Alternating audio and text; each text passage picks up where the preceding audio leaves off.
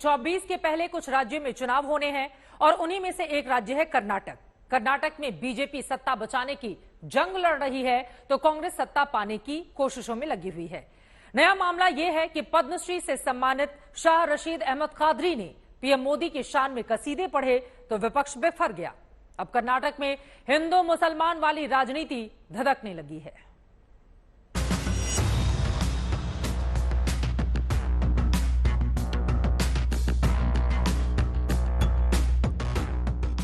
इसके बाद वो खामिश बढ़ गया कि बीजेपी गवर्नमेंट कहीं ये हमको नहीं दे, मगर आप मेरा ख्याल गलत साबित करके मेरे को चुनिया, उसके लिए बहुत बहुत धन्यवाद। राष्ट्रपति भवन से आई इन तस्वीरों में एक मुस्लिम कलाकार प्रधानमंत्री नरेंद्र मोदी का मुरीद क्या हुआ, बयान के सियासी मायने निकाले जाने लगे। कर्नाटक के शाह रशीद अहमद कादरी जब पद्मश्री सम्मान मिलने के बाद प्रधानमंत्री नरेंद्र मोदी से मिले तो उनकी तारीफ में कसीदे पढ़ने लगे। जिस सम्मान के लिए कादरी ने कई सालों का इंतजार किया, बीजेपी के सत्ता में आने के बाद उम्मीदें धुंधली होने लगी। वजह थी कादरी का मुसलमान होना। लेकिन कहते हैं ना, मुलाकात से कई गलतफहमियां दूर हो जाती हैं।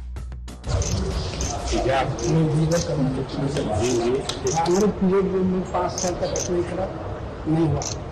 इसके बाद वो खामिश बढ़ गया कि बीजेपी गवर्नमेंट कहीं ये हमको नहीं दे, मगर आप मेरा ख्याल गलत साबित करके मेरे को चुनिया, उसके लिए बहुत बहुत धन्यवाद। शाह रशीद अहमद कादरी को 500 साल पुरानी बिदरी कला को जिंदा रखने का श्रेय जाता है। वो बिदरी शिल्प कला से जुड़े जाने माने परिवार से है।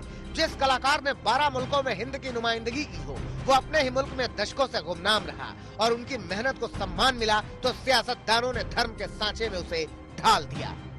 जिस तरीके से सुनियोजित ढंग से बयान दिया गया, तमाम लोग तमाम बातें बोले होंगे, पर चूंकि कर्नाटक का चुनाव होने वाला है, माइनॉरिटी की नजर में रख के इसे मैं मानता हूं कि कहीं न कहीं ये भाजपा ने अपना चुनाव में कुछ इसका लाभ मिले जो मिलने वाला नहीं है, ये भाजपा का दिलवाया हुआ बयान कि एक गलत इमेज बीजेपी के ऊपर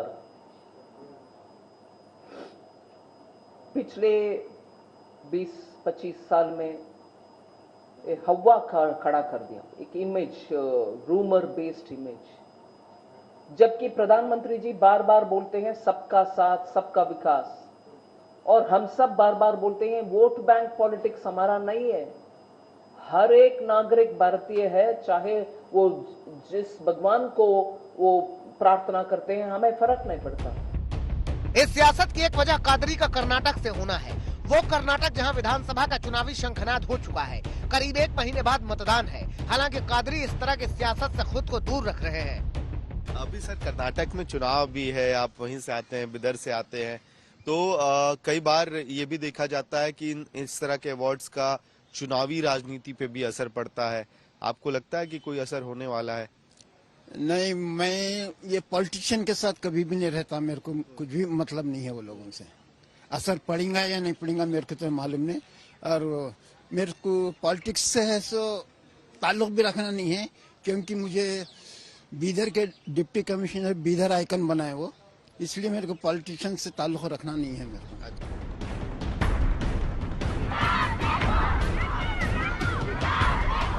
कर्नाटक के चुनाव में इस बार धर्म पर आर पार की जंग है। ये वही कर्नाटक है जहां स्कूल में हिजाब को लेकर बवाल शुरू हुआ था। ये वही कर्नाटक है जहां चुनाव से पहले ही ऐलान कर दिया गया था कि इस बार लड़ाई टीपू बनाम सावरकर की होने वाली है। ದೇವರಲ್ಲಿ ಪ್ರಾರ್ಥನೆ ಮಾಡಿದ್ದೇನೆ, ಹೇ ದೇವ, ಮತ್ತೊಮ್ಮೆ ರಾಜ್ಯದಲ್ಲಿ ಕೃಷ್ಣದೇವರಾಯನ ಆಡಳಿತ ಬರಬೇಕು ಅಂತ ಆದರೆ ಟಿಪ್ಪು ಸಂತಾನ ಹೋಗಬೇಕು, ಭಾರತೀಯ ಜನತಾ ಪಾರ್ಟಿ। ಹಾಗಾಗಿ ನನಗೆ ವಿಶ್ವಾಸ ಇದೆ, ಕಂಪಳಿಯ ಜನ ಟಿಪ್ಪು ಆರಾಧನೆ ಮಾಡುವುದಿಲ್ಲ, ಕೃಷ್ಣದೇವರಾಯನ ಆರಾಧನೆ ಮಾಡ್ತಾರೆ ಈ ಮುಖಾಂತರವಾಗಿ।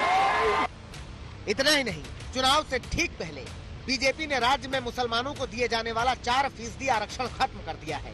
सरकार ने इस आरक्षण को खत्म करके 2 प्रमुख समुदायों वीर शैव लिंगायत और वोका लिग्गा में बांट दिया है, जिसे लेकर मुस्लिम समुदाय सड़कों पर है। और अब इस सियासत के बीच एक मुस्लिम कलाकार का प्रधानमंत्री नरेंद्र मोदी की तारीफ करने के अपने अलग ही मायने हैं। आज तक